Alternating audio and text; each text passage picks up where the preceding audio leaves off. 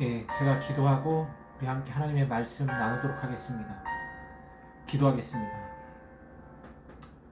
하나님, 하나님의 마음, 하나님의 뜻, 하나님의 나라를 보여주시고 이루어 주시옵소서.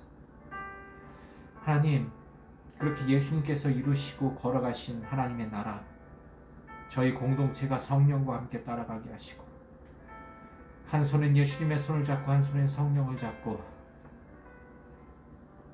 우리 예수님과 성령께서 이끄시는 대로 저희 공동체 따르게 하여 주시옵소서. 그렇게 따름의 시간들, 따름의 삶이 제자의 삶이 되어 제자의 길이 되어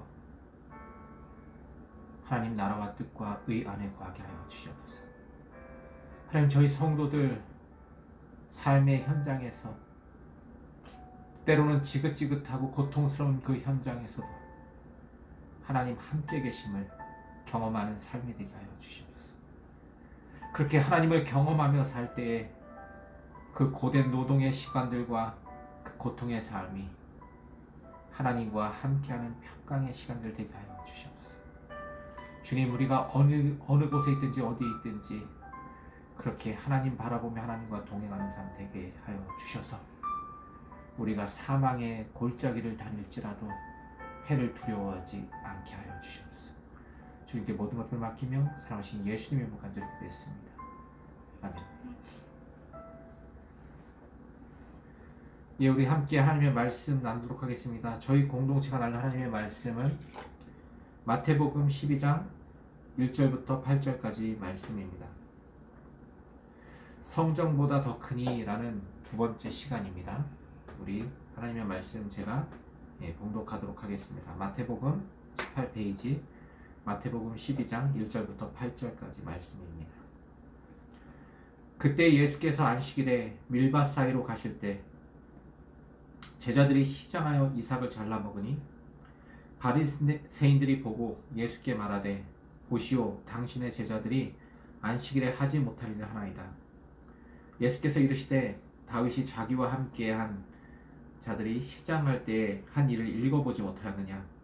그가 하나님의 전에 들어가서 제사장 외에는 자기나 그 함께한 자들이 먹어서는 안 되는 진설병을 먹지 아니하였느냐?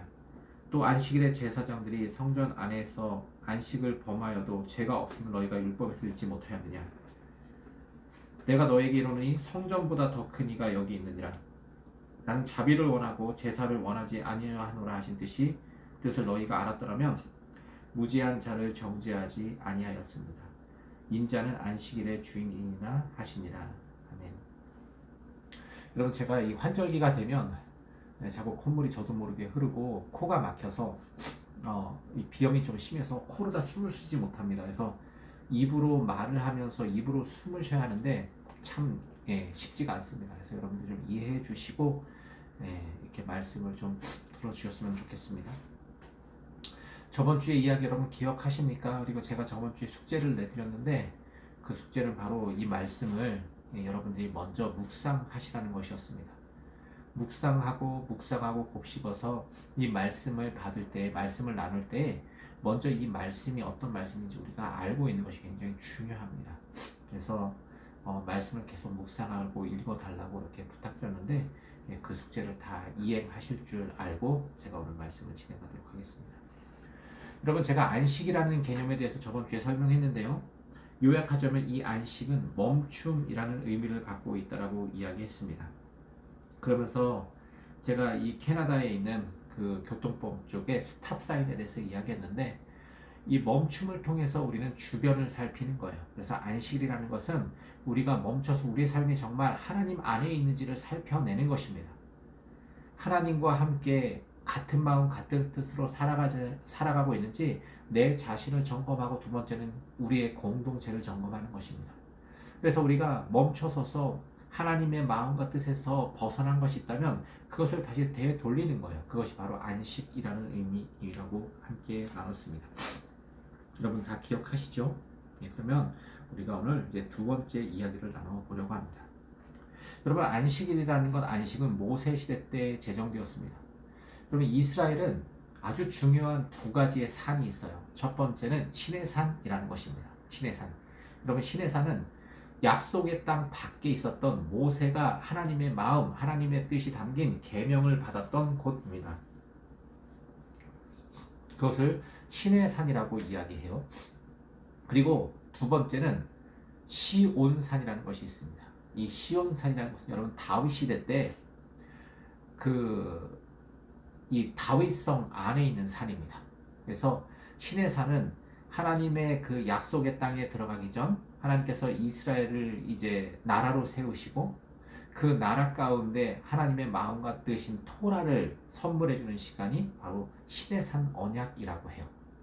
그리고 두 번째, 이 시온산 언약이라는 것은 하나님의 그 백성들이 이제 하나님의 나라, 하나님의 뜻 안에서 영토를 이루고 그 영토 안에서 받은 은혜를 시온산 언약이라고 합니다. 그래서 구약은 시내산 언약과 시온산 언약으로 이루어져 있다고 봐도 과언이 아니에요. 오늘 본문에 사람들이 예수님에게 그 시내산 언약, 모세로부터 받은 그 언약을 내밀면서 제자들에게 왜 너희 스승은 제자들이 그 미리삭을 잘라 먹은 것을 보고 예수님 앞에 찾아와 왜 당신의 제자들은 그 시내산의 언약을 지키지 않습니까? 라고 질문하는 것입니다. 왜 모세로부터 온 그 계명, 그 율법, 그 규례, 토라를 지키지 않느냐는 거예요. 근데 여러분 이 토라의 핵심이 무엇인지 아십니까? 토라의 핵심. 이 토라의 핵심, 구약 성서의 핵심은 아주 간단한데 첫 번째 하나님을 사랑하고 두 번째 이웃을 내 몸처럼 사랑하라는 것입니다. 거기에 더 나아가 내 원수마저도 사랑하는 것이 토라의 핵심 이야기예요. 첫 번째 하나님을 사랑하고 이웃을 사랑하되 내 몸처럼 사랑하고 더 나아가서 너희를 핍박하는 원수마저도 사랑하는 것이 이 토라의 핵심 이야기입니다. 그래서 이 토라를 이 세 가지 내용을 세 가지의 그런 어떤 규율들을 잘 지키게 하기 위해서 하나님은 여러 가지 법들을 시내산에서 주셨어요. 그리고 그 시내산 율법은 정말 강력하고 어떤 게 보면 때로는 무서운 법들이 있습니다. 눈에는 눈, 이에는 이예요. 누군가가 어떤 사람의 눈을 빼면은 당장 자신의 눈도 뽑아야 하는 것이에요. 그 정도로 시내산 언약은 아주 엄격한 규율을 갖고 있습니다. 그 이유가 왜 그러냐면은 노예에서 해방된 민족은 강력한 법이 있어야지 통솔이 돼요. 즉 이 법을 통해서 강력한 법을 통해서 사람을 보호하고 지키는 것입니다. 그래서 법의 목적은 법을 통해서 사람을 보호하고 지키는 거예요. 법이 강력하면 강력할수록 질서가 유지되는 것입니다. 그래서 이 시내산 언약의 율례와 법들은 굉장히 강력했어요. 반면에 시온산 언약의 핵심은 은혜와 긍휼입니다. 한없는 은혜와 긍휼이 쏟아져 내려요.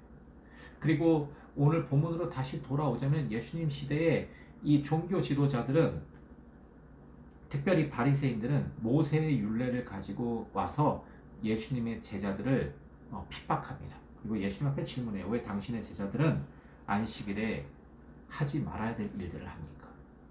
그때 예수님은 이 시내산 언약을 가지고 질문하는 모세의 율법을 가지고 질문하는 사람들에게 시온산의 언약을 꺼내듭니다. 그러면서 다윗 시대 때를 너희가 읽어보지 않았느냐라고 이야기해요. 어떻게 보면 굉장히 동문서답입니다. 모세의 시대 때의 이야기로 질문을 했다면 모세의 때의 이야기를 답변해야 되는 거예요. 그죠? 그래야지 이 말이 이어지는 건데 모세의 그 시내산 언약을 가지고 종교 지도자들이 물어보니까 예수님은 시온에서 있었던 하나님의 언약의 그 땅에서 있었던 다윗 시대의 이야기를 들려줍니다. 그러면서 이렇게 여겨요. 다윗이 자기와 함께한 자들이 시장할 때의 한 일을 읽어보지 못하였느냐. 그가 하나님의 전에 들어가서 제사장 위에는 자기나 그 함께한 자들이 먹어서는 안 되는 진설병을 먹지 아니하였느냐. 또 안식일에 제사장들이 성전 안에서 안식을 범하여도 죄가 없음을 너희가 율법에서 읽지 못하였느냐. 이렇게 이야기합니다. 그러면 보세요. 시내산과 시온산, 이 그 모세 시대부터 다윗 시대는 약 1000년이라고 그냥 쉽게 이야기하는데 1000년의 시간의 흐름이 있어요. 모세 때부터 다윗 때까지 약 1000년의 시간이 경과한 것입니다. 근데 보세요. 1000년의 시간 동안 법이 바뀌었을까요? 바뀌지 않았을까요? 여러분, 지금으로부터 1000년 전 법을 여러분들이 지키십니까? 왜 안 지키죠? 혜성아, 1000년 전의 법을 지켜야 안 지켜요? 그러면은 약 500년 전에 조선시대의 법은 지켜요? 안 지켜요? 왜 안 지켜요? 조선시대의 법들을 우리가. 조선 이미 지나갔으니까. 조선이란 나라는 끝이 났습니다. 그죠? 그렇기 때문에 그 조선이란 나라가 끝이 나면서 더 이상 조선의 법도 사라지는 거예요. 그죠? 그러면은 이 조선이 사라지면서 새로운 법은 어떻게 만들어지는 것입니까? 새로운 나라와 함께 만들어지는 거죠. 그죠? 그러면서 이 종교 지도자들, 특별히 바리새인들이 하는 그 질문에 예수님은 뭐라고 답변하시는 거냐면은 얘들아, 시간이 흐르고 있어 라고 답을 하는 것입니다. 시간이 흘렀어. 이게 무슨 말인지 아십니까? 너희들이 알고 있는 그 시대는 지났어 라는 거예요. 더는 너희들이 알고 있는 그 시대는 끝났어. 하나님의 새로운 질서와 법들이 있어 라고 답변하는 거예요. 너희들이 옛날 옛적에 알고 있는 그 시대의 그 이야기를 지금 할 수는 없어. 하지만 하나님의 토라의 근근적인 주된 그 목적과 중심 메시지는 사라지잖아. 그것이 무엇이냐? 바로 하나님의 사랑과 긍휼이야 라고 답변해 주시는 거예요. 그러면서 너희들이 알고 있는 그 모세 법보다 더 중요한 게 무엇이냐? 너희가 비판하는 그 사람들을 더 긍휼히 여기고 사랑하는 거야 라고 예수님께서 말씀해 주시는 것입니다. 그러면서 마태복음 12장 6절 말씀에 예수님이 이렇게 말씀하세요. 내가 너희에게 이르노니 성전보다 더 큰 이가 여기 있느니라. 자, 보세요. 자, 약 모세로부터 다윗 때까지 1000년, 그리고 다윗으로부터 예수님 시대까지도 약 1000년이라고 봅시다. 자, 예수님이 말씀하실 때 모세 시대는 2000년 전 이야기예요. 그리고 다윗 시대는 1000년 전입니다. 그리고 예수님 시대에 또 1000년이 흐른 후에 예수님께서 뭐라고 자기 자신을 표현하시면 나는 성전보다 더 큰 존재이다 라고 이야기합니다. 이게 무슨 말일까요? 자, 모세 시대 때는 성전이 있었을까요? 없을까요? 여러분, 모세 시대 때. 모세 시대 때는 성전이 존재하지 않고 성막이 존재했습니다. 그죠? 그리고 성전은 언제 만들어졌죠? 다윗이 죽은 후에 그의 아들 솔로몬 때 만들어졌습니다. 첫 번째 성전이에요. 템플입니다. 그리고 그 템플 안에서 이스라엘 백성들은 새로운 질서와 법을 만들고 모세의 율법을 폐했습니다. 그리고 모세의 율법과는 전혀 다른 새로운 이미지의 법과 질서들을 만들어냈어요. 그리고 그것이 템플에서 행해졌습니다. 근데 여러분, 그 성전이 과연 하나님의 마음과 뜻을 지켰을까요? 하나님의 마음과 뜻을 실현했을까요? 전혀 실현하지 못했습니다. 우리가 그것을 얼마 전에 성서 묵상을 통해서 다 배웠어요. 열왕기 상하를 통해서 왜 그 성전이 무너질 수밖에 없었는지 그것을 아주 철저하게 세세하게 배웠습니다. 매일 아침 큐티 말씀을 열왕기 상하를 묵상하면서 왜 그 솔로몬 성전이 무너질 수밖에 없었는지 우리는 철저하게 묵상했습니다. 그 솔로몬 성전에서 어떤 일이 있었죠, 혜성아? 사람들이 죽고 하나님 보시기에 안 좋은 일이 났고 하나님보다는 하나님의 성전을 갖다가 자신들의 우상의 성전을 만들어 놓고 성전이 우상이 돼버리고 성전 주변에 다 뭐가 있었어요? 이방신전이 다 있었죠. 혼합 종교가 되었죠. 그걸 하나님이 다 무너뜨리셨습니다. 그리고 1000년이 흘러서 이번에는 헤롯 성전이 지어져 있습니다. 그 전에 학계 성전이 있었습니다. 그러니까 지금 이스라엘 역사 가운데 솔로몬 성전, 학계 성전, 헤롯 성전 1000년 동안 세 개의 성전이 져져 있었고 이 예수님 당시에 그 헤롯 성전은 너무너무 크고 위대하고 화려하고 아름다운 성전이었습니다. 솔로몬이 만든 성전보다 훨씬 더 규모가 컸습니다. 그리고 그 안에서 정치, 종교 지도자들은 함께 손을 잡고 로마의 앞잡이가 되어서 친로마 정책을 펴면서 그곳에 로마의 요새도 함께 지어놓고 이 종교를 로마가 통치할 수 있는 수단으로까지 만들어버렸습니다.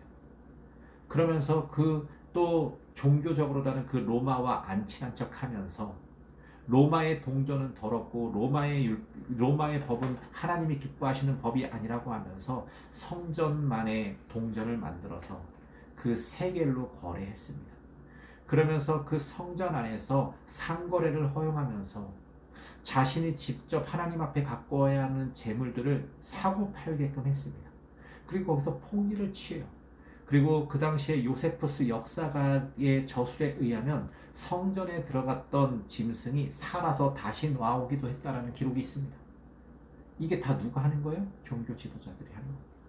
그러면서 그 종교 지도자들은 하나같이 다 모세의 율법을 지키자고 아우성했습니다. 누구도 그 법을 지키지 않으면서. 그리고 바리새인들은 열심히 그것을 지켰습니다. 그리고 모세의 율법보다 더 강력한 법조들을 만들어서 지켰습니다.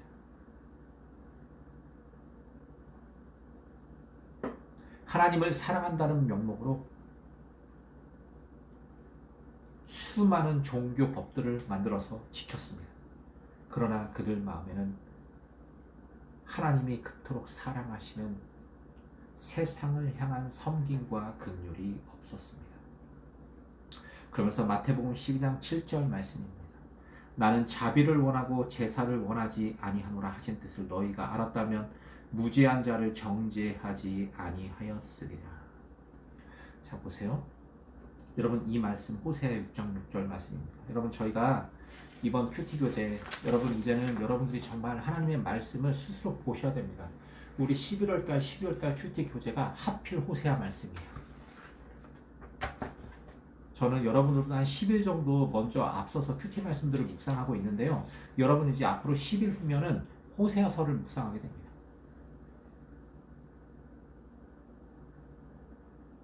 이 호세아의 핵심이 무엇인지 아십니까, 여러분? 거룩한 하나님의 사랑입니다.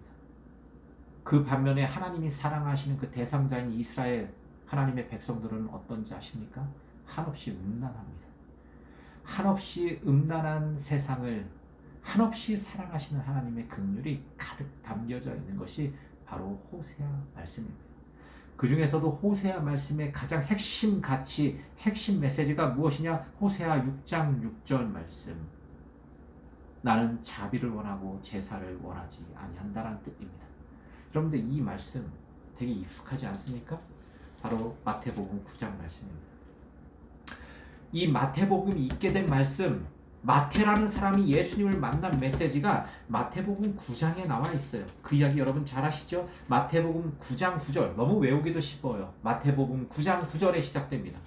예수께서 그곳을 떠나가시다가 마태라는 사람이 세간에 앉아 있는 것을 보르고 이르시되 나를 따르라 하시니 일어나 따르니라. 여러분, 마태라는 사람은 잘 아시지만 레위라는 본명을 갖고 있었습니다. 레위는 내 남편이 나와 연합하리라오다라는 한 레아라는 시각장애인의 한 맺힌 절규가 섞여 있는 이름입니다. 남편이 결혼했는데 나를 사랑하지 않아요. 그리고 자기 동생과 또 결혼했는데 그 동생만 사랑하는 남편. 셋째 아들을 낳고 절규하듯이 부른 이름. 누구도 자기를 돌아보지 않아서 그 한 맺힌 이름을 이 아이 이름에다 집어넣어요. 그게 레위입니다. 레위라는 이름이 되게 좋은 뜻이 아니에요. 하나님, 내 남편이 나와 연합하게 좀 해주세요. 나도 좀 내 남편한테 사랑 좀 받게 해주세요. 라는 절규의 이름입니다. 그 레위들이 세상 곳곳에 있었어요. 자기 조상의 이름을 따라 그냥 세상 곳곳에 있었습니다. 예수님 시대도 그런 레위가 있었습니다. 그 레위가 세간에 앉아 있었습니다. 로마의 앞잡이가 되어서 우리나라 시대로 말하면 친일파 중에 친일파대가 되어서 세간에 앉아 있었습니다. 매국노라는 소리를 들으면서 죄인 중에 죄인, 괴수 중에 괴수가 앉아 있었습니다. 그러나 그 사람은 그 시대에 어떻게 해서든지 입에 풀칠을 해야 했습니다. 어떻게 해서든지 처자식을 먹여 살려야 했었습니다. 그리고 자신이 그렇게 힘들게 얻은 그 직업에 자신을 행복하게 만들어줄 줄 알았는데 온통 손가락질 뿐이 없었습니다. 모든 사람이 자기를 정죄할 때 그때 예수님이 그 세간에 앉은 레위를 찾아오십니다. 그러면서 그 레위에게 마테오라고 부릅니다. 하나님의 선물이요. 내 남편이 나를 사랑하리로다. 그런 의미를 가진 사람의 이름을 완전히 바꿔놓습니다. 그리고 그 세간에 앉은 그 레위의 손을 잡고 일으켜 세우셔서 나를 따라오시오 합니다. 그리고 예수님은 그 세리 레위를 레위의 집으로 이끄십니다. 참 재밌는 장면이에요. 우리 예수님 참 멋지세요. 그랬더니 그 레위가 너무 감사하고 고마워서 여태까지 자기 마음을 알아준 사람이 아무도 없었는데 예수님이 자신의 중심을 깨뜨려 본 거예요. 세간에 앉아있지만 그래도 나 하나님 사랑하는데, 세간에 앉아서 내가 진짜 나도 어쩌다 내가 진짜 열심히 살아보려고 여기까지 왔는데 나 죄인 아닌데 나 하나님 사랑하는데 그 마음을 예수님 깨뜨려 보신 거죠. 그리고 그 죄인의 집에서 죄인의 친구들과 함께 먹고 마시며 잔치를 벌이십니다. 여러분, 죄인의 친구가 누구겠습니까? 세리의 친구가 누구겠어요? 창기의 친구가 누구겠습니까? 다 죄인들 아니겠어요? 그 죄인들의 그룹을 종교 지도자들은, 특별히 바리새인들은 모세의 율법을 확고하게 지키며 거기에 조항들을 더 추가해서 지키는 바리새인들 눈에는 그들을 정말로 긍휼로 바라볼 수가 없었습니다. 저 망할 놈의 자식들, 저 죄인들, 저 괴수들, 하나님의 말씀을 지키는 내가 볼 때 저들은 죽어마땅한 놈들이야. 요즘에도 이렇게 신앙생활 하시는 분들 정말 많아요. 조금만 실수하고 잘못한 다른 분의 모습을 보면 그렇게 그냥 화가 나고 그냥 화가 치밀고 저 자식 저거 안 죽고 뭐하라고, 이런 분들 많아요. 제가 여러분 벌써 담임 목사만 10년을 넘게 했습니다. 그 전에 교회 봉사한 거, 전도사로 있었던 거, 주일학교 교사로 있었던 거, 중고등부 교사로 있었던 거, 그걸 다 합치면 제 인생 거의 전부예요. 저 인생 전부를 살면서 이런 바리새인과 같은 분들 정말 많이 만나봤습니다. 심지어는 성직자들도, 저 장로는, 저 집사는 저래 사는데 저거 이런 사람들 많이 만나봤어요. 그분들의 그 마음을 위로하고 함께 공감하고 그 죄를 자기 거로 끌어안고 함께 울어주는 사람들을 많이 못 봤습니다. 물론 너무 많이 잘못하고 실수하면 마땅히 혼나야죠. 근데 이게 정말 긍휼과 사랑의 마음으로 혼을 내는 것과 정말 저주하고 비판하는 것은 정말 다른 것이거든요. 어쨌든 예수님 주변에 죄인들의 그룹이 형성됐습니다. 그리고 예수님이 그 죄인들 그룹에 떡하니 앉아 계시니 종교 지도자들의 눈에 예수님마저도 죄인으로 보일 수밖에 없었습니다. 인간의 눈에 하나님이 죄인으로 보이는 거예요. 여러분, 이게 얼마나 정말 마음 아프고 위험한 이야기인지 아십니까? 인간의 눈에, 특별히 하나님을 잘 안다라고 하는 내 눈에 하나님이 죄인으로 보이는 거예요. 이 얼마나 두려운 말씀인지 아십니까, 여러분? 어쩌면 저와 여러분들의 시선일 수 있어요. 나의 이 조그만 눈에 하나님 말씀 좀 묵상했다고 나의 눈이 하나님을 죄인으로 몰아가는 거예요. 그 하나님은 나를 위해서 십자가를 지셨는데, 아무 말 없이 십자가를 지신 그 예수님이 죄인으로 보이는 거예요. 그리고 예수님과 어울리는 그 무리가 죄인으로 보이는 거예요. 그리고 바리새인들은 예수님의 제자들을 먼저 불러냅니다. 너희들 일로 와봐. 너희들 예수와 함께 다니는 이 제자들 일로 와봐. 그러면서 바리새인들이 보고 그의 제자들에게 이르되, 마태복음 9장 11절 말씀입니다. 어찌하여 너희 선생은 세리와 죄인들과 함께 잡수시느냐. 그때 제자들도 하나님이 왜 이렇게까지 하시는지 몰랐을 거예요. 죄인들의 친구가 되어주시는 예수님을 전혀 이해하지 못했을 것입니다. 아무 말도 못하고 있는 제자들 사이로 예수님께서 멀찍이서 그 이야기를 들으셨는지 터벅터벅 다가오십니다. 그러면서 마태복음 9장 12절 말씀입니다. 예수께서 들으시고 이르시되, 자, 마태복음 9장 12절과 13절 때문에 마태라는 사람이 존재했고 이 마태복음이 쓰여졌고 마태 공동체가 탄생되게 됩니다. 이 메시지 때문에, 이 두 절 때문에 우리가 이렇게 긴 시간 함께 묵상하는 이 제자도의 크레이막스, 마태복음이 탄생되는 메시지예요. 예수께서 들으시고 이르시되 건강한 자에게는 의사가 쓸데없고 병든 자에게라 쓸데있느니라. 너희는 가서 내가 긍휼을 원하고 제사를 원하지 아니하노라 하신 뜻이 무엇인지 배우라. 나는 의인을 부르러 온 것이 아니요 죄인을 부르러 왔노라 하시니라. 여러분, 우리가 믿는 예수님은 이 땅에 죄인을 부르러 오셨습니다. 내가 죄인임을 깨닫고 내가 하나님으로부터 떠났음을 알고 나의 마음과 속속에 하나님이 거하시지 않음을 인정하는 사람들을 찾으러 오셨다는 거예요. 나는 하나님의 사람이야. 내가 말씀 얼마나 많이 보는데. 내가 이 말씀을, 난 말씀을 맨날 이렇게 묵상해. 저도 잘 좀 할까요? 매일, 여러분 아시잖아요. 제 큐티교지. 말씀보다 더 많은 깨알 같은 묵상들. 제가 이걸 초등학교 5학년 때부터 했습니다. 스스로. 누가 시켜서 하는 게 아니라. 초등학교 5학년 때부터 지금 만 나이로 이제 45세를 넘어가고 있으니 40년 쉬지 않고 말씀 묵상을 했어요. 깨알같이 적으면서. 그렇게 적은 하나님의 말씀과 묵상이 얼마나 많겠습니까? 이걸 자랑하는 거야. 나는 이런 사람이야. 근데 너는 죄인이야. 내가 말씀 이렇게 많이 하면 40년 동안 평생 말씀 묵상했는데 내가 볼 때는 죄인이야. 이러고 바리새인들이 돌아다니는 거예요. 그때 예수님은 턱하니 오셨어요. 아니다. 나는 이런 죄인들을 부르러 왔고 이런 죄인들을 위해서 내가 십자가를 지기 위해서 왔다. 왜냐면 이 죄인이 내가 사랑하는 존재들이며 이 죄인들을 나는 하나님께로 이끌 거다.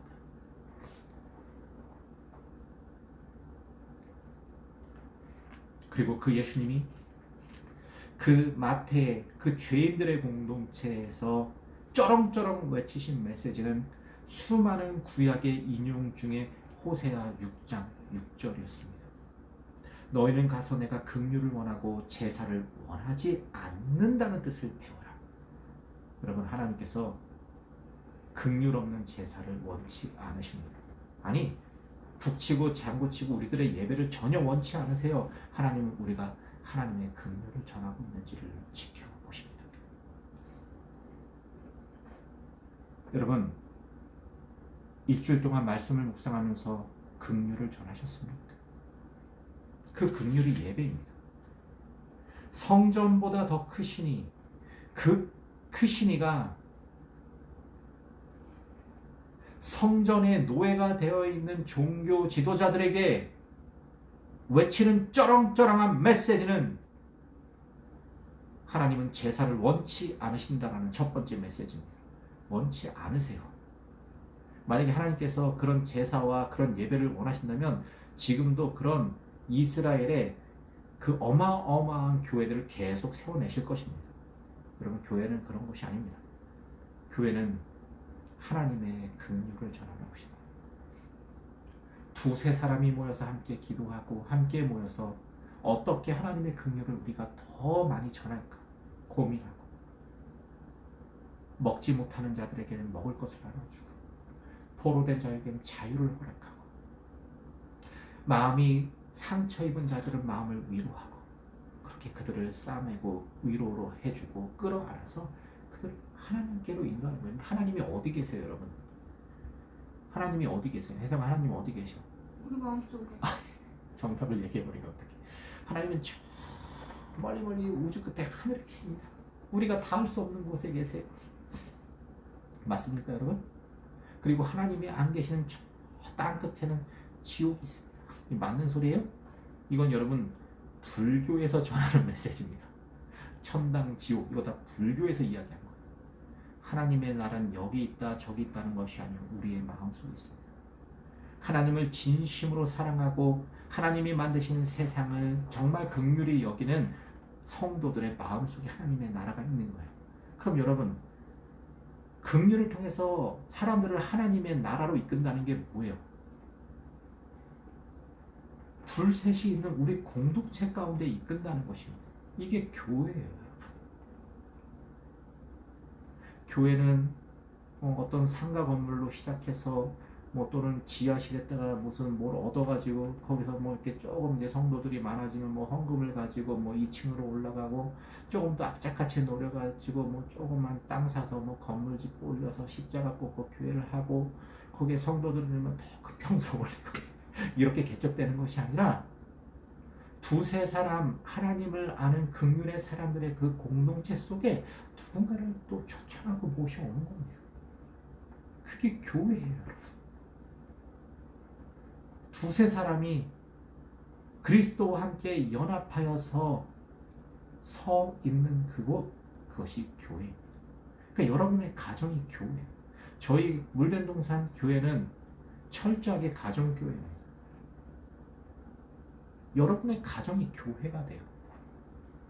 철저하게 여러분들이 거하시는 직장과 학업과 사회생활 곳곳에 교회가 세워져야 합니다. 그 교회는 긍휼을 원하시는 하나님을 따라 긍휼의 삶을 살아가는 공동체입니다. 그 공동체는 모든 죄인을 사랑하며 품을 수 있는 곳이어야 합니다. 여러분, 이번에 혜성이가 여기 캐나다에서 아빠가 이야기해요? 학교 이야기? 그 친구 이름이 뭐지? 혜성이 괴롭혔던 이야기? 그거 해도 돼요? 하지 말까? 해도 돼? 혜성이 괴롭혔던 친구 이름이 뭐죠? 이름이 뭐예요? 닉슨. 네. 닉슨이라는 영국 아이가 혜성이를 처음에는 인종차별을 하기 시작했어요. 혜성이는 그러나 그 아이에게 저항했습니다. 저항하되 평화적인 방법으로 저항했어요. 3주 동안 끊임없이 혜성이를 괴롭혔습니다. 때로는 학기채를 가져와 가지고 혜성이의 머리를 때리기도 하고 혜성이를 핥히기도 하고 혜성이가 먹던 음식을 뺏어 먹으면서 그 뺏어 먹은 음식을 혜성이한테 집어던지기도 하고 아빠가 새신을 신켜서 학교를 보냈는데 그 새신을 다 찢어놨어요. 저도 혜성이와 함께 3주를 참았습니다. 그리고 저도 모르게 화가 치밀었어요. 그리고 그 녀석 가서 그냥 발길질로 차버리라고 했습니다. 때려버리라고. 괜찮으니까 아빠가 책임질 테니까 때려버리라고 제가 했어요. 가까울 때 그냥 명치를 차버려버려요. 혜성이가 태권도 유단자입니다. 검은띠에서 발차기를 잘해요.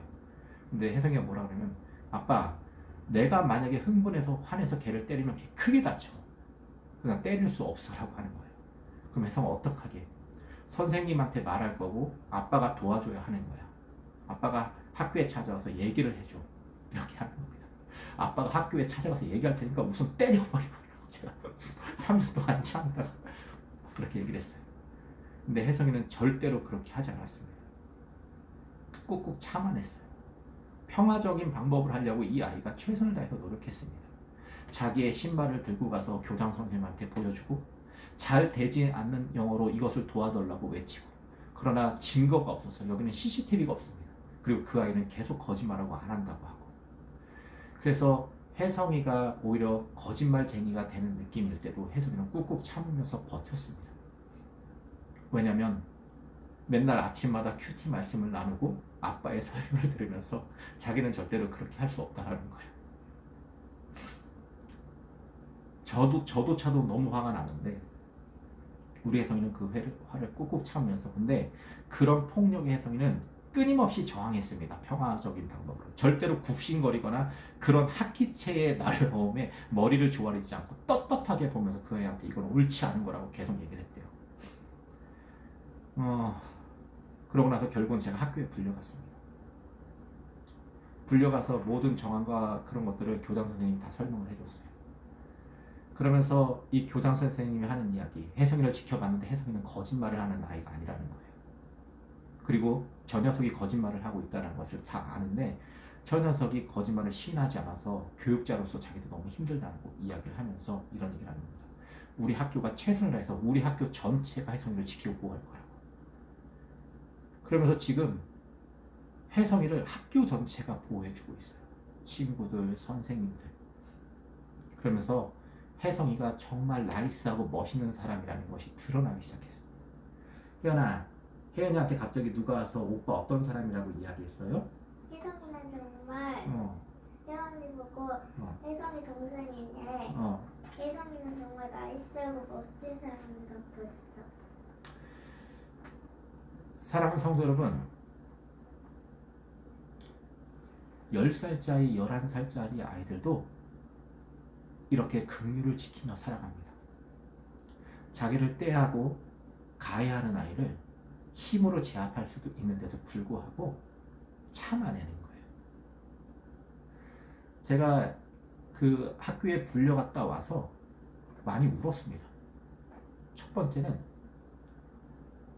우리 아이가 이렇게 학기체로 맞고 괴롭힘을 당하고 계속 지속적인 더군다나 인종차별 당하면서 계속 그 지속적인 그런 수모를 당할 때 이걸 처음엔 도와주지 못해서 막 화가 났어요. 두 번째는 혜성이가 그런 괴롭힘을 당하고 오면 제가 마치 그런 괴롭힘을 당한 것 같아서 고통스러웠습니다. 그리고 가장 화가 났던 거는 제가 여러분들에게 이렇게 메시지를 전하지만 결국은 저도 끝까지 긍휼을 지키면서 이어나갈 존재가 아니라는 것에 너무 화가 났습니다. 아기가 그렇게 힘든 일을 겪으니까 저도 모르게 분노하고 폭발을 하더라고요. 그리고 이런 제가 여러분에게 늘 드리는 그런 방법으로 저항하는 것이 아니라 저도 마음속에서 폭력적인 그런 생각으로 저항을 하는 저의 모습을 보면서 내가 한참 멀었구나 라는 생각을 하게 됐습니다. 근데 여러분들은 오죽하시겠습니까? 예수님의 마음과 뜻을 지켜가는 것, 그 십자가의 길을 따라가는 것, 이 긍휼의 삶을 사는 것 쉽지 않습니다. 그러나 포기할 수 없는 길이며 포기해서는 안 되는 길입니다. 왜냐하면 이 길이 우리 주님께서 걸어가신 길이기 때문입니다. 여러분, 우리 그렇게 오늘도 묵묵하게 때로는 화가 나고 참을 수 없을 만큼 괴롭기도 하지만 그래도 예수님이 보여주신 긍휼을 지켜가는 저와 여러분 되셨으면 좋겠습니다. 그 예수님은 성전보다 크신 분이십니다. 우리 시간 기도하겠습니다. 이 시간 기도할 때 하나님, 예수님의 긍휼을 먼저 알기로 합니다. 그것을 경험하기로 합니다. 그리고 그것을 배우기로 합니다. 그리고 저의 삶에 그 예수님의 긍휼이 배워져서 자연스럽게 긍휼의 삶, 긍휼의 사람이 되기로 합니다. 그러나 하나님, 저 이토록 부족합니다. 그리고 이렇게 다 같이 고백하도록 하겠습니다. 성전보다 크신 예수님, 성전에서 만들어낸 긍휼 없는 이야기가 아니라 긍휼 안에서 시작된 긍휼의 이야기로 저희 공동체를 싸매시고 붙들어 주셔서 저희 공동체가 하나님 긍휼의 공동체 되게 해주시고 하나님께서 기뻐하시는 그 긍휼의 방법으로 오늘도 묵묵하게 바보 같지만 살아갈 수 있는 공동체 되게 하여 주셔서 우리 안에서 역사하시는 하나님의 사랑과 은혜와 긍휼이 우리를 통해서도 흐르게 하여 주시옵소서. 주님께 모든 것들을 맡기며 살아오신 예수 이름으로 간절히 기도했습니다. 우리 다 같이 예수님이 가르쳐주신 대로 예배 마치도록 하겠습니다. 하늘에 계신 우리 아버지여, 이름이 거룩하게 뭘 받으시오며 나라의 마옵시며 늘 하늘에 들은 것 같이 땅에서도 이루어지이다. 몰라 우리에게 일용할 양식을 주옵시고 우리가 우리에게 죄 짓는 자를 사하신 것 같이 우리의 죄를 사하시옵시고 우리를 시험 들게 하지 마옵시며 다만 악에서 구하옵소서. 나라와 권세와 영광이 아버지께 영원히 있사옵나이다. 아멘. 감사합니다. 여러분, 사실 저도 목사지만 제가 맨날 메시지를 준비할 때마다 제가 말씀을 가장 잘 못 지키는 존재입니다. 그래서 여러분들한테도 죄송하고 하나님 앞에도 죄송합니다. 근데 제가 가진 용기는 이 메시지를 포기할 수 없다는 것입니다. 여러분도 저와 함께 절대로 이 하나님의 말씀을 포기하지 않고 꿋꿋하게 조금 천천히 가긴 하더라도 꿋꿋하게 있다 보면 우리가 그렇게 예수님을 닮아갈 줄 믿습니다. 감사합니다. 예배 마쳤습니다.